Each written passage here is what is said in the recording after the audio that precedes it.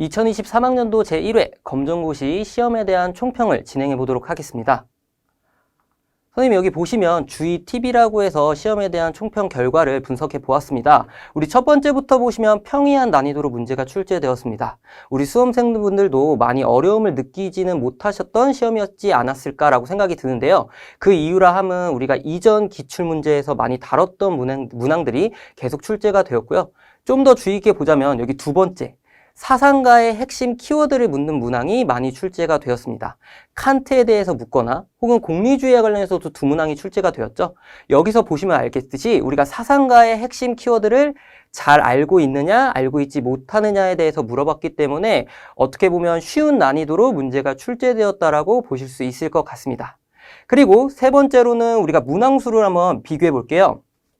1단원부터 6단원까지의 문항수를 이렇게 분류해 봤는데요. 보시면 알겠지만 1단원을 제외하고는 나머지들은 다 비슷하죠. 그리고 또 1단원에 대한 비율은 많이 증가하고 있다고 보시면 될 것 같은데 여기를 보시면 알겠듯이 1단원의 중요도도 이전 시험, 이전 기출문제와 같이 유지되고 있구나. 그래서 1단원에 대한 학습이 매우 중요하구나라는 걸 다시 한번 알려줬던 시험이 아닐까라고 생각이 듭니다.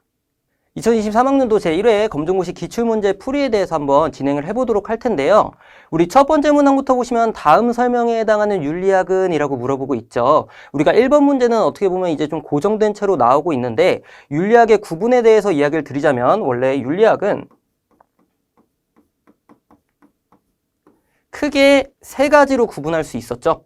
우리가 규범윤리학, 메타윤리학, 기술윤리학으로 나눌 수 있고 또 규범윤리학과 관련해서는 이론윤리학과 실천윤리학으로 나누어 볼 수 있었습니다. 그래서 우리가 윤리학을 분석할 때 그 규범, 우리가 이론이라는 건 도덕적인 이론의 타당성을 검증하고요. 또 그에 따라서 도덕 원리를 분석하는 게 이론윤리학이라고 보시면 될 것 같고 이것을 우리가 사회, 현실의 문제에 적용하는 걸 실천윤리학으로 보면 되실 것 같고요.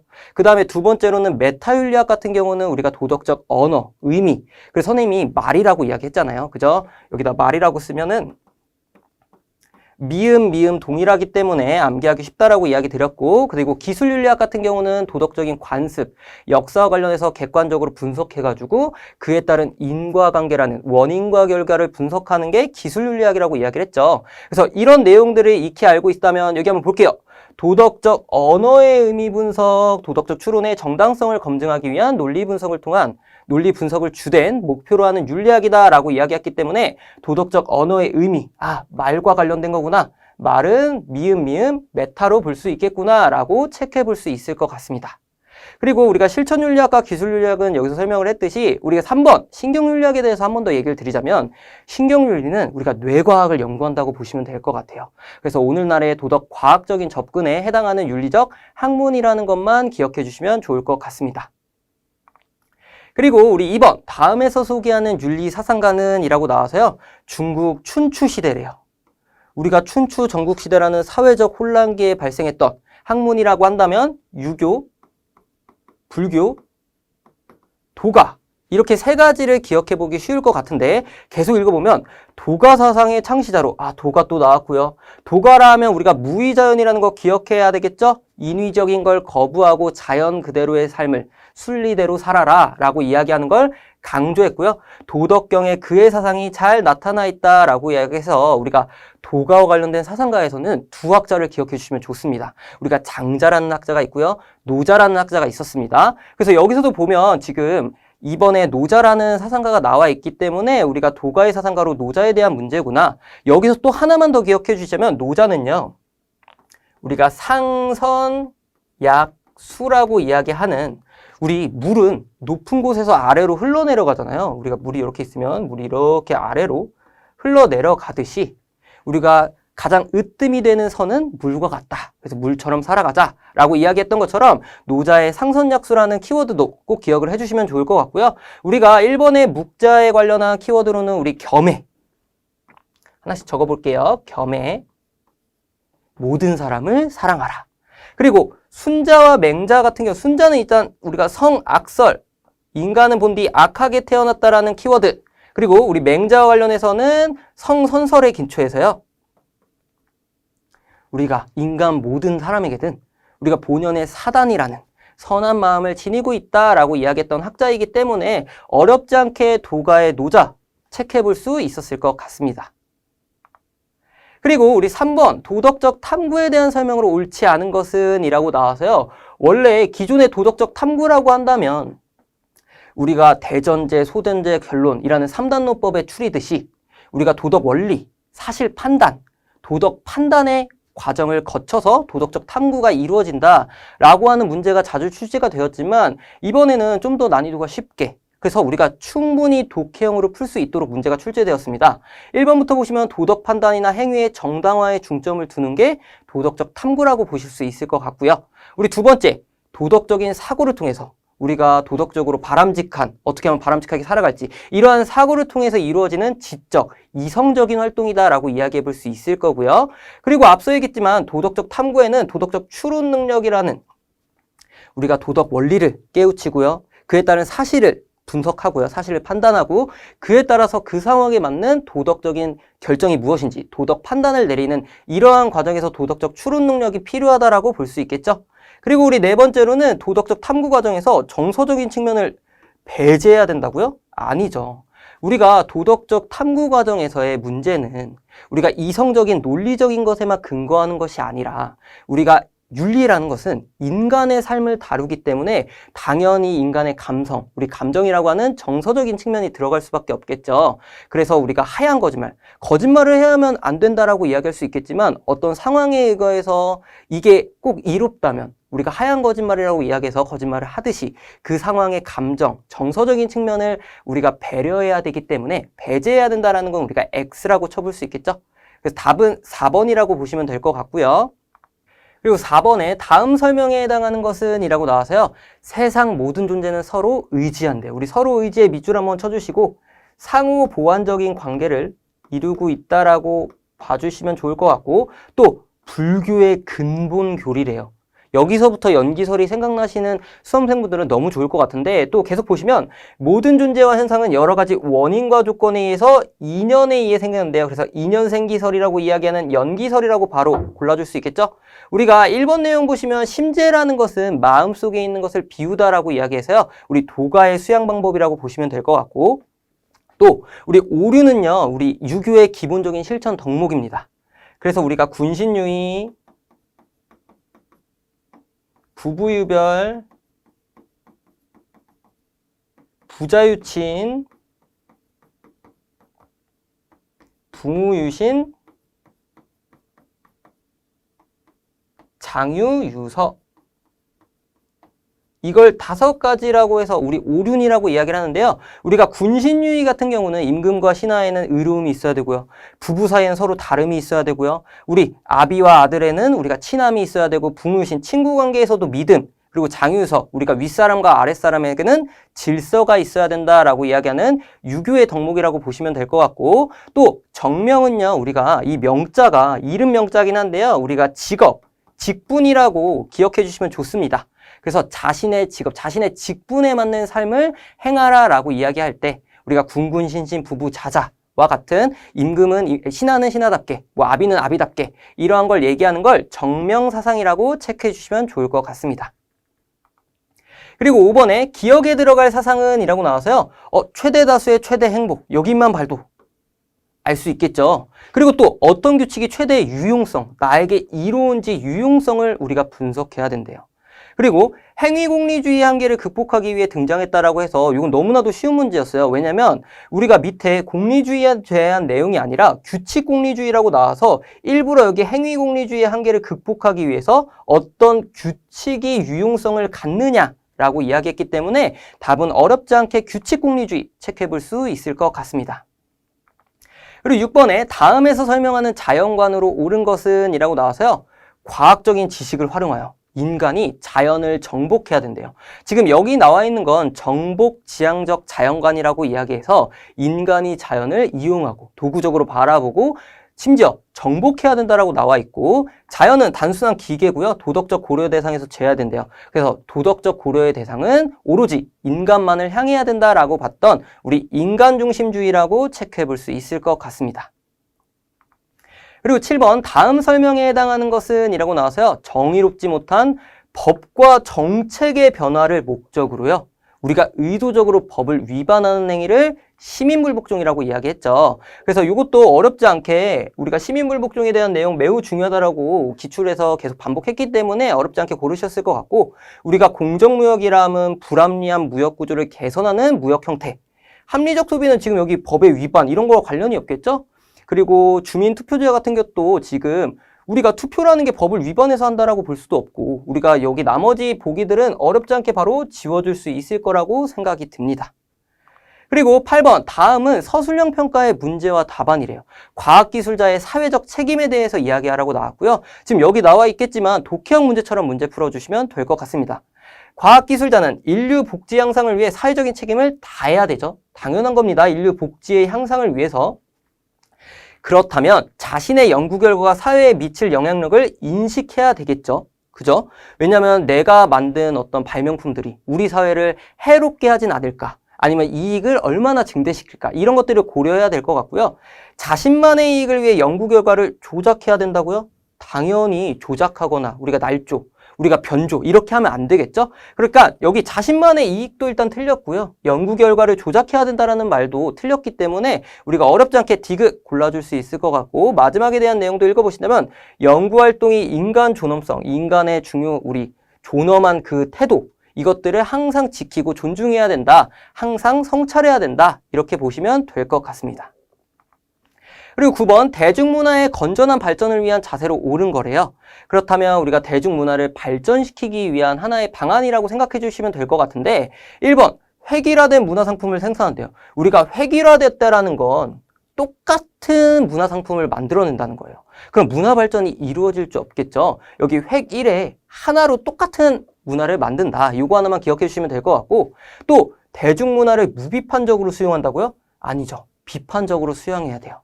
왜냐하면 대중문화라는 게 사실에 의거할 수도 있고 사실에 의거하지 않을 수도 있고요. 그 이유람은 우리가 요즘 자극적으로 어떤 조회수를 높이기 위해 이런 식으로 문화가 만들어진다면 비판적으로 수용하는 태도를 길러주셔야 되고요. 또 세 번째, 거대 자본으로 대중문화를 지배한다고요? 자본으로 대중문화를 지배하는 게 아니라 우리가 문화적인 컨텐츠의 질을 높여야 되겠죠. 그리고 네 번째, 주체적인 자세로 대중문화를 감상해야 된다라고 해서 어렵지 않게 4번이라고 체크해 볼 수 있을 것 같습니다. 우리가 대중문화를 감상할 때는 우리가 수동적인 자세가 아니라 능동적이고 주체적으로 참여해야 되겠죠. 그리고 10번, 평화적인 남북통일을 실현하기 위한 가져야 할 올바른 자세로 보기에서 고른 것은 이라고 나와서요. 우리 평화에 하나만 동그라미 쳐볼게요. 우리가 남북 통일을 이루는 과정에서 평화의 중요성을 이야기하고 있다라고 봐주시면 될 것 같은데, 우리 기억, 군사비 증강에 집중하여 무력 통일을 도모한다고요? 당연히 무력 통일은 우리가 평화와 반대적인 의미라고 봐주실 수 있겠죠. 무력 통일이라 하면 우리가 전쟁, 폭력에 의한 통일을 이야기할 텐데, 그러니까 군사비 증강도 일단 잘못됐고 무력 통일도 잘못됐기 때문에 기억은 잘못된 선지입니다. 니은, 통일 시기와 과정은 민주적인 절차, 우리가 모든 국민들의 어떤 의견을 반영해서 민주적인 절차에 따라 추진을 해야 되는 게 당연히 맞고요. 디귿, 남북교류와 협력을 통해서 서로 간의 신뢰를 형성한다는 것도 평화적인 남북 통일을 위한 가장 기초적인 기반이 될 수 있겠죠? 그래서 어렵지 않게 니은과 디귿 체크해 보시고 답은 3번이라고 체크하면 될 것 같은데, 4번도 볼게요. 통일 기반 조성을 위한 노력보다 통일 기반 조성을 일단 해야 되겠죠? 여기서부터 일단 오답의 냄새가 나지만 체제 통합을 우선해야 된다고요? 체제 통합이라는 건 우리가 자유주의라면 자유주의, 사회주의라면 사회주의, 이런 체제 통합을 먼저 이루어야 된다는데, 당연히 이거는 평화적인 남북 통일과는 관련이 어려운 자세라고 볼 수 있겠죠. 왜냐하면 체제 통합 전에 통일 기반의 조성을 하고 서로 간의 소통을 나누고 그에 따라서 우리가 더 나아간, 더 발전할 수 있는 체제가 무엇인지를 같이 논의해봐야 되는데 통합을 먼저 이룬다는 건 우리가 잘못된 선지라고 체크해 볼 수 있을 것 같습니다. 그리고 11번, 부부 간의 바람직한 윤리적 자세로 옳지 않은 것은 이라고 나와서요. 이것도 간단하게 봐주실 수 있을 것 같습니다. 부부는 서로 신의, 믿음이 있어야 되고요. 부부는 서로 동등한 존재예요. 누가 높고 누가 아랫사람이 아니라 동등한 존재임을 인식하고 그에 따라서 존중하는 태도를 길러주셔야 되고요. 부부는 상대방을 또 나왔네요. 존중하고 배려해야 된다 라고 나와서 이건 너무나도 당연히 맞는 내용이라고 보시면 답은 어렵지 않게 4번, 부부는 고정된 성 역할을 절대시해야 된다요. 우리가 고정된 성 역할이라는 건 뭐 남자면 이래야 돼, 여자면 이래야 돼, 남편이라면 이래야 돼, 부인이라면 이래야 돼. 이런 식으로 성 역할이 정확히 나눠져 있는 걸 이야기하는데 오늘날 같은 경우는 서로 동등한 존재고 또 그에 따라서 상대방과 존중과 배려를 통한 소통을 통해서 역할을 우리가 분담해서 할 수 있지 이렇게 고정된 성 역할이라는 걸 절대시하는 건 당연히 바람직하지 않은 태도라고 이야기할 수 있습니다. 그리고 12번 기억에 들어갈 내용으로 가장 적절한 것은 이라고 나와서요. 우리 동화주의의 대표적인 이론이래요. 우리가 동화주의란 건 A라는 문화랑 B라는 문화가 만났을 때 A가 되거나 혹은 B가 되는 하나의 문화로 흡수되어지는 걸 동화주의라고 이야기했습니다. 그래서 여기 또 나와 있습니다. 비주류의 문화를 주류 문화에 녹여서요. 하나로 통합시킨대요. 그리고 여기서 보면 이 녹여서도 힌트입니다. 우리 지금 동화주의의 대표적인 이론으로는 용광로 이론을 체크해 볼 수 있죠. 우리가 용광로에 이런 용광로가 있고요. 여기에 불을 이렇게 떼가지고 철이나 구리나 이런 걸 같이 녹이는데 이런 것처럼 비주류의 문화가 있을 텐데 그걸 주류 문화에 녹여서 하나의 어떤 우리가 금속 하나로 통합시키는 걸 용광로 이론이라고 이야기를 했죠. 그래서 이걸 기억하신다면 충분히 용광로 이론 어렵지 않게 고르실 수 있을 것 같고요. 아마 샐러드볼 이론, 국수대접 이론까지는 다들 쉽게 접하실 수 있을 것 같아요. 샐러드볼 이론이라는 건 우리가 다양한 채소가 한데 모여서 어우러지듯이 우리가 다문화주의, 오늘날에 가장 강조되고 있는 이론이라고 봐주시면 될 것 같고요. 국수대접무 이론 같은 경우는 우리가 주류랑 비주류로 나뉘고 이게 하나의 국수 대접과 같은 형태로 이루어진다라고 해서 문화다원주의의 태도라고 보시면 될 것 같은데 이 두 개는 우리가 익숙했던 건데 우리 모자이크 이론 같은 새로운 이론이 나오면 혹은 조금이라도 낯설은 이론이 나온다면 우리 수험생분들이 좀 어려움을 겪고 2번을 체크하시는 분들이 좀 많아요. 근데 모자이크 이론도 우리 모자이크는 오늘날에 보시면 뭐 사람을 이렇게 가릴 때 우리가 선명하지 않게 할 때 하얀색 흰색, 회색 뭐 이런 것들이 모여가지고 모자이크를 만들잖아요. 우리가 과거 예술에서도 모자이크와 관련해서 다양한 조각들을 모여서 하나의 예술 형태로 만드는 것처럼 모자이크 이론은 우리가 다양한 이주민들의 문화를 모아서 하나의 문화를 만드는 걸 모자이크 이론이라고 이야기한다는 것만 체크해 주시면 될 것 같습니다. 그리고 우리 13번 다음에서 롤스의 관점으로 체크 표시를 한 학생은 이라고 나와서요. 우리 롤스 선생님에 대한 내용이 나오면 우리 수험생분들이 많이 어려움을 느끼시는데 지금 여기서도 관점이 롤스에 대한 대표적인 관점을 이야기하고 있어서 크게 어렵진 않았어야 돼요. 그런데 이걸 문제에 적용할 때 많이 어려움을 느끼시는 분들이 있었을 것 같아서 좀 더 집중해서 설명을 해보자면 첫 번째, 분배 절차가 공정하면 분배 결과도 공정하다라는 내용을 이야기하고 있습니다. 우리 롤스 선생님 같은 경우는 절차적 정의론자라고 불리죠. 즉, 절차가 공정한다면 그에 따른 결과도 공정하다라는 입장이에요. 우리 롤스 선생님 같은 경우는 공정으로서의 정의를 말하면서 이러한 절차적 정의관적인 관점에서 바라봐서 우리가 원초적 상황이라는 상황 하에 우리가 정의의 원칙을 수립하는 다 같이 모여서 절차를 수립했고요. 그에 따라서 나온 결과로서 정의의 원칙을 수립했다는 거 기억하시죠? 우리가 정의의 원칙에서 1원칙 뭐가 있었습니까? 평등한 기본적 자유의 원칙이 있었다는 거 기억하시나요? 한번 적어볼게요. 우리가 1원칙으로 평등한 기본적 자유의 원칙이 있었고 2원칙으로는 두 개로 나누어 볼 수 있는데 공정한 기회균등과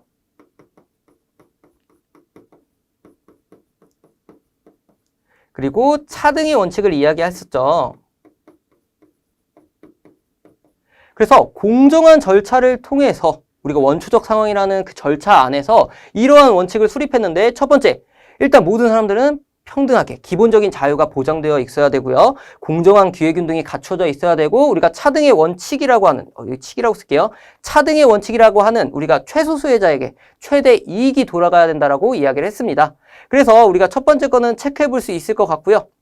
두 번째, 재산이 많을수록 기본적인 자유를 더 많이 가져야 된다고요? 우리 선생님이 1원칙 얘기했잖아요. 기본적 자유는 평등하게 갖춰져 있어야 됩니다. 여기는 지금 체크하면 안 되는 거예요.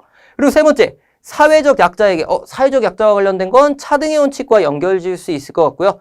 차등의 원칙은 앞서 얘기 드렸지만 최소 수혜자라는 경제적인 약자, 사회적 약자에게 최대 이익이 돌아가도록 분배되어야 된다고 보는 건데 사회적 약자에게 경제적 이익을 분배해서는 안 된다고요? 당연히 잘못된 선지라고 볼 수 있겠죠?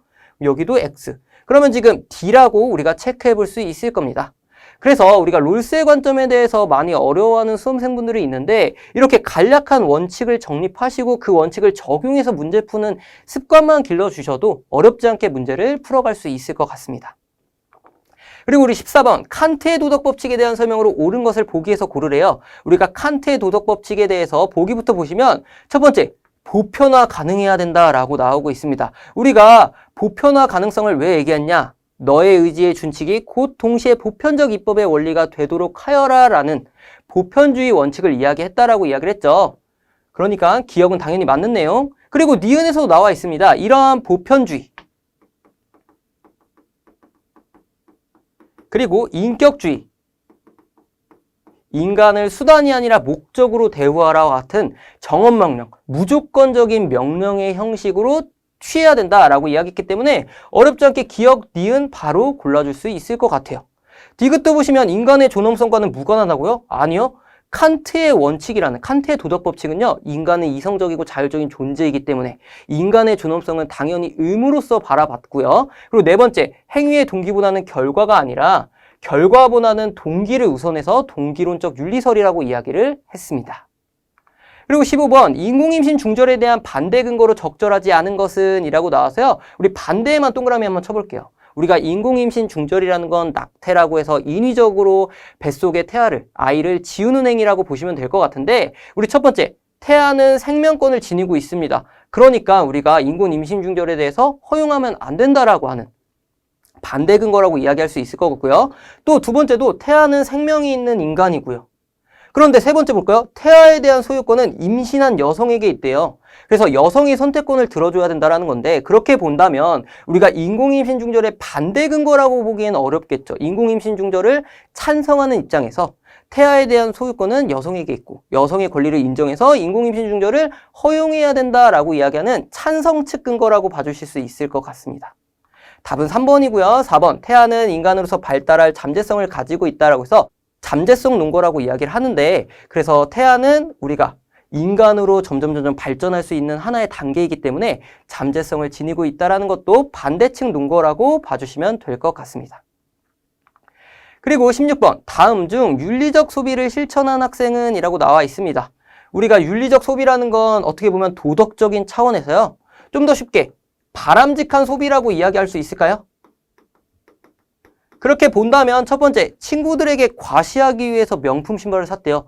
굳이 살 필요가 없는데 우리가 부를 과시하기 위해. 이거는 과시 소비니까 지금 윤리적 소비에 해당하지 않겠죠. 학생이는 지워주시고요.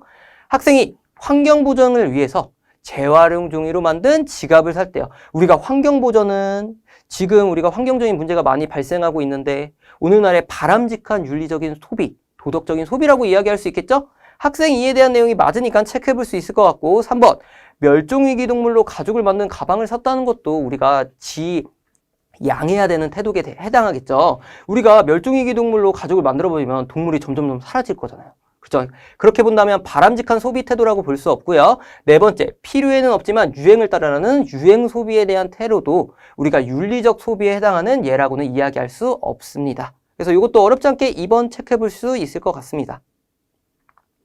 그리고 17번 예술에 대한 도덕주의 입장으로 옳은 것은 이라고 했어요. 도덕주의예요. 예술에 대해서 도덕이 담겨 있어야 되고 우리가 도덕적인 의미를 분석해야 되는 우리가 첫 번째 기억, 예술의 자율성만을 강조한다는 건 신미주의 태도라고 이야기할 수 있겠죠.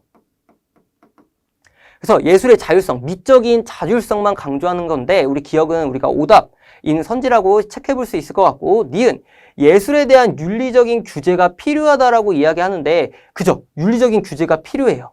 왜냐하면 우리가 예술 작품을 만들 때 아까도 얘기했지만 자극적으로 사람들이 이 예술에 대해서 좋아하도록 만들기 위해서는 우리가 도덕이 아니라 미적이거나 이런 다양한 약간 안 좋은 이런 해로운 어떤 내용들이 포함될 수가 있어요. 그렇기 때문에 윤리적인 규제를 통해서 이게 도덕적인 내용을 포함하고 있는지 우리 사회의 선을 증진시킬 수 있는지의 여부, 이런 것들을 분석해보는 규제 과정이 필요하다라고 보는 건 예술에 대한 도덕주의 입장이라고 이야기할 수 있겠죠. 니은 체크해볼 수 있을 것 같고요. 디귿, 미적 가치를 제외한 모든 가치를 부정한다고요? 일단 여기서 도덕주의라면 도덕적 가치를 생각해볼 수 있어야 되겠죠. 모든 가치를 부정해야 된다는 건 당연히 오답이라고 골라주실 수 있을 것 같고, 리을, 예술의 목적은 도덕적인 교훈을 제공해야 된대요. 우리가 예술의 목적 안에는 도덕적인 내용, 우리 사회의 선을 증진시키고 우리에게 어떤 희망의 메시지, 긍정적인 도덕적인 내용들을 우리가 확장시키려는 도덕적인 교훈을 제공해야 된다는 게 도덕주의 입장에 해당한다라고 볼 수 있겠죠. 그래서 니은과 리을 체크해 보신다면 답은 3번이라고 봐주실 수 있을 것 같습니다. 그리고 우리 18번, 바람직한 의사소통을 위해 갖춰야 할 태도이래요. 우리가 바람직한 의사소통, 서로 간의 소통에서 지켜야 되는 우리가 암묵적인 태도, 뭐 이런 것들을 생각해 보시면 될 것 같은데, 첫 번째, 대화의 상대방을 무시하면 절대 안 되겠죠? 두 번째, 타인의 주장을 거짓으로, 타인의 주장에 대해서 이게 참인지 거짓인지 알아보려는 이런 비판적인 태도도 없이 그냥 거짓으로만 간주한다고요? 이거는 당연히 올바르지 않은 태도라고 볼 수 있겠죠? 진실한 마음으로 상대를 속이지 않는 태도에 대해서는 당연히 바람직한 의사소통이라고 이야기할 수 있겠죠. 우리가 상대방과 의사소통, 이야기를 나누고 소통을 할 때요, 그 상대에게 대한 진실성을 추구해야 된다는 건 어떻게 보면 기본적인 태도라고 이야기해 볼 수 있을 겁니다. 그리고 네 번째, 자신의 오류 가능성을 인정해야 되겠죠. 자신도 충분히 틀릴 수가 있어요. 그리고 우리가 절대적인 진리라는 건 우리가 쉽게 다가갈 수가 없는 것이기 때문에 자신의 오류 가능성을 인정하고, 그에 따라서 개방적인 태도를 지녀야 된다는 게 바람직한 의사소통이라고 이야기할 수 있을 것 같습니다. 그리고 우리 19번, 전문직 종사자가 지녀야 할 윤리적 자세래요. 우리 그냥 종사자도 아니고 전문직에 종사해야 됩니다. 그럼 첫 번째부터 가볼게요. 1번, 높은 수준의 직업적 양심과 책임의식을 지녀야 된다는 건 당연히 전문직 종사자로서, 우리가 전문직이라고 한다면 의사, 변호사 이런 직업들을 이야기할 수 있을 텐데 당연히 그보다 더 높은 수준의 직업적 양심이 요구되겠죠? 1번은 당연히 맞을 것 같고요. 그리고 그렇다면 답은 1번이라고 체크해 볼 수 있을 것 같고, 2번, 직무의 공공성보다는 개인적 이익만을 중시해야 된대요. 우리가 전문직 종사자에게는, 의사 이런 사람들에게는 개인적인 이익만을 추구하는 게 아니라 직무에 대한 공정성, 우리 사회의 어떤 공동체의 선 이런 것들을 추구해야 돼서 아까도 말씀드렸지만 높은 수준의 직업적 양심이 요구된다라고 이야기를 했죠. 그래서 여기는 X 이렇게 쳐볼 수 있을 것 같고요. 디귿, 전문성 함양보다 독점적 지위 보장이요. 일단 독점적 지위 보장도 틀렸어요. 사회적 지위라든지 이런 지위에 대해서만 갈구해야 되는 게 아니라 당연히 전문적인 능력을 함양할 수 있는 게 기본적으로 되어야 되겠죠. 그리고 네 번째, 전문 지식을 통해서 얻은 뇌물은 정당하다고요? 우리가 뇌물은 정당하지 않죠.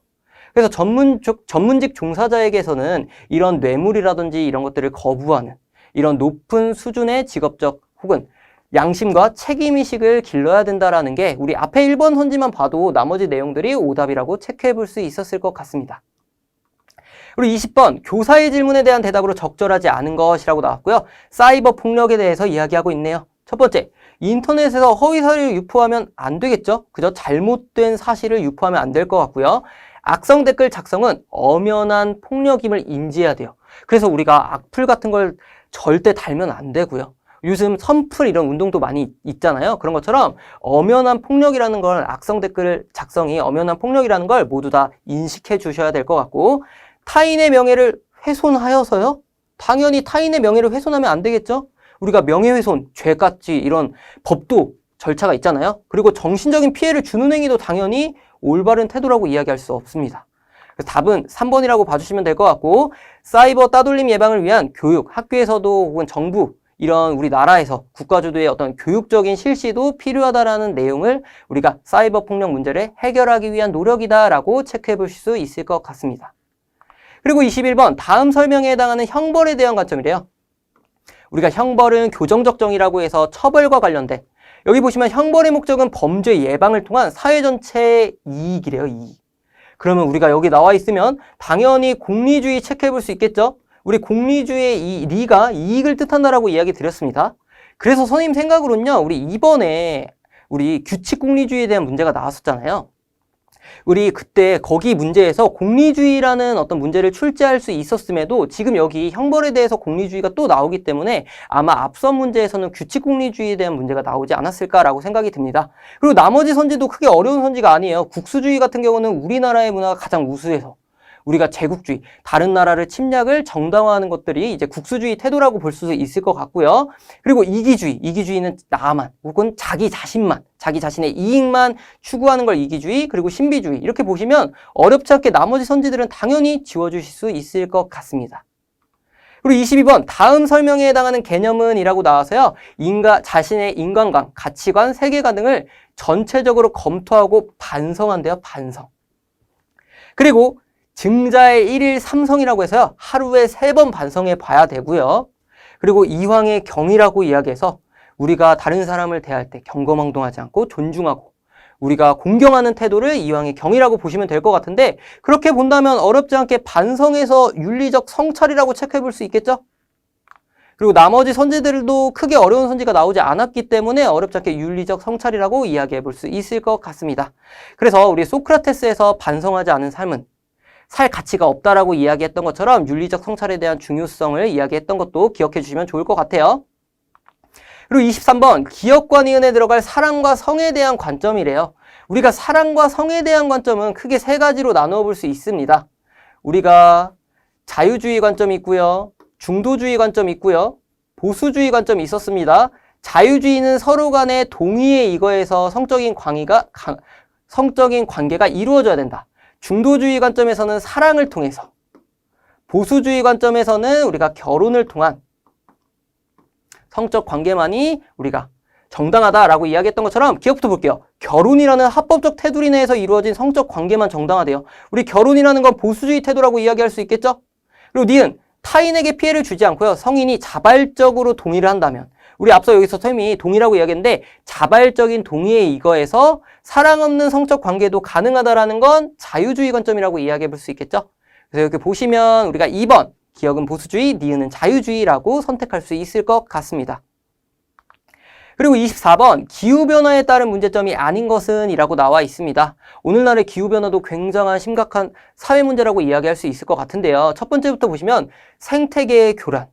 그래서 우리가 이상기후 같이 갑자기 비가 많이 내린다던가 이런 것들로 인해서 생태계에 살고 있던 종들이 교란을 많이 겪기도 하고 있고요. 또 두 번째, 새로운 질병의 유행이라고 해서 요즘 코로나 이런 문제가 많이 나타나고 있었잖아요. 이런 것처럼 새로운 질병도 계속해서 나타나고 있고요.